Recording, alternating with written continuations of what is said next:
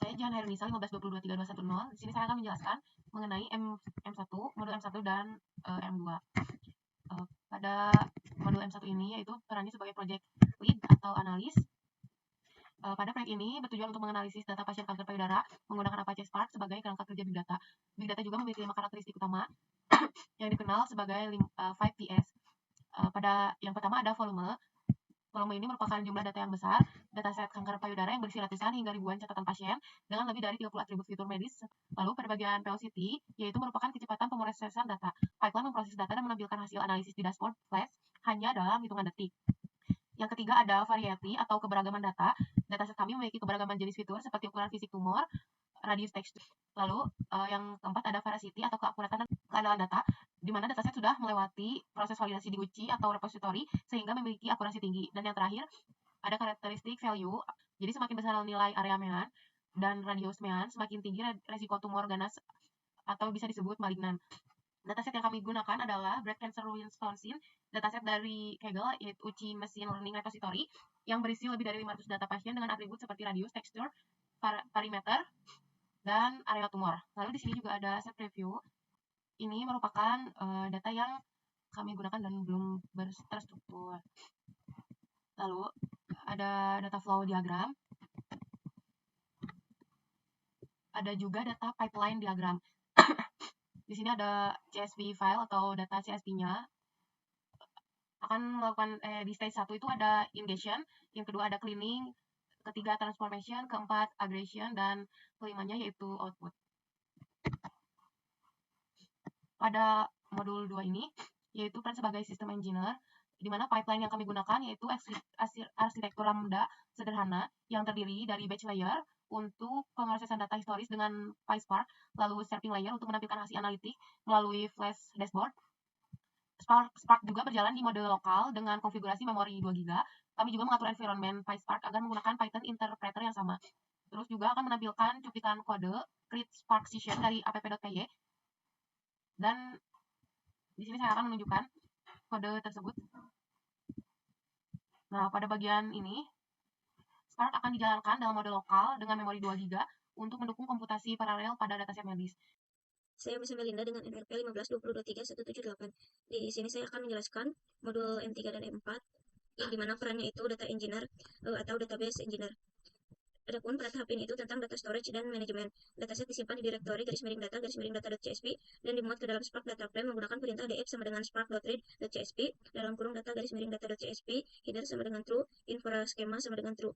Adapun selanjutnya itu dataset itu diupload melalui form upload di aplikasi Flux. Selanjutnya load ke Spark itu untuk pembuatan data frame dengan inferensi tipe data otomatis.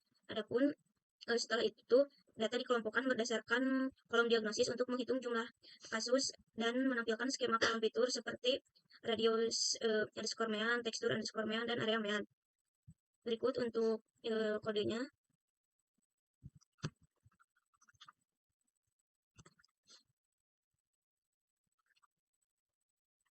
Spark session di terminal berhasil dijalankan. Lalu berikut ini tuh tampilan HDFS lokalnya, folder HDFS lokalnya. Oke, dengan saya Irfan Iqbal sebagai Big Data Developer dengan M5 dan M6 yaitu Processing dan Computation. Pada tahap ini dilakukan proses analitik menggunakan Spark Data Frame API. Langkah utamanya yaitu pertama pengidentifikasi dasar yang dimana total kasus, total pasien, jumlah tutor ganas, dan jumlah tutor jinak. Dua, identifikasi kasus resiko tinggi menggunakan kondisi depth filter, code diagnosis, M, variable M, variable M lebih dari 800. Ketiga, visualisasi DAG, Directed Accuracy Graph, menunjukkan urutan eksepsi job secara efisien dan nilai evaluation. Nah, di sini ada beberapa kode yang diutamakan yaitu kode seperti biasa from ini beri utama. Lalu untuk di sini juga ada high grid fashion. Nah, yang ini. Nah, high grid fashion yang dimana nanti itu ngambil ID, diagnosis, area min, radius min, dan tekstur min. Ketika sudah semua, maka ngambil lagi ID, diagnosis, area min, dan tekstur. Lalu di sini ada korelasi yang dimana total korelasinya akan menghasilkan respon total test, margin count, binding count, filter means, dan high grid fashion, high grid count, dan korelasi. Maka nanti akan menghasilkan si tabelnya tuh yang dimana contoh hasilnya tuh tabelnya kayak ada tabel ID yang sudah diambil variabel tadi, diagnosis, area min, radius min, dan tekstur min. Nah, contoh hasil korelasinya juga nanti akan ada hasil radius min 0,99, tekstur min 0,73, parameter min 0,90, dan area min 1. Nah, korelasi tertinggi terdapat antara area min dan radius min dengan nilai 0,99 menunjukkan bahwa semakin besar radius sel, semakin besar area tumornya yang terdeteksi.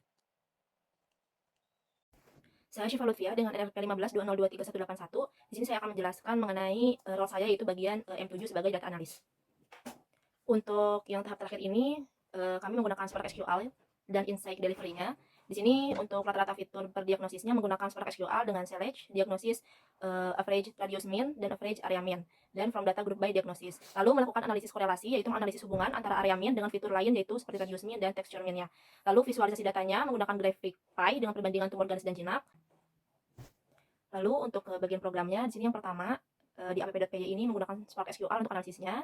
Terlihat di program yang means by diagnosis ini. Nah, untuk group by ini dan ag ini dari Spark SQL API, dari modul PySpark SQL. Lalu selanjutnya mengekspor si CSV atau grafik hasil analisisnya. Di bagian response, di sini ada total case dan lain sebagainya. Lalu menampilkannya berupa JSON. Lalu yang selanjutnya untuk hasil optimasi Spark-nya, di sini terdapat di program Spark Session. Di sini akan mengambil dari data CSV-nya, lalu means by diagnosisnya di DF group by diagnosis. Jadi di sini tuh akan membangun si logical plan-nya, lalu mengoptimalkannya ke Catalyst Optimizer dan menjalankan physical plan dalam bentuk DAG, yaitu Directed Acyclic Graphs. Lalu untuk menjalankan programnya, di sini ada di app2.py, di run, dan ketika di run maka hasilnya seperti ini.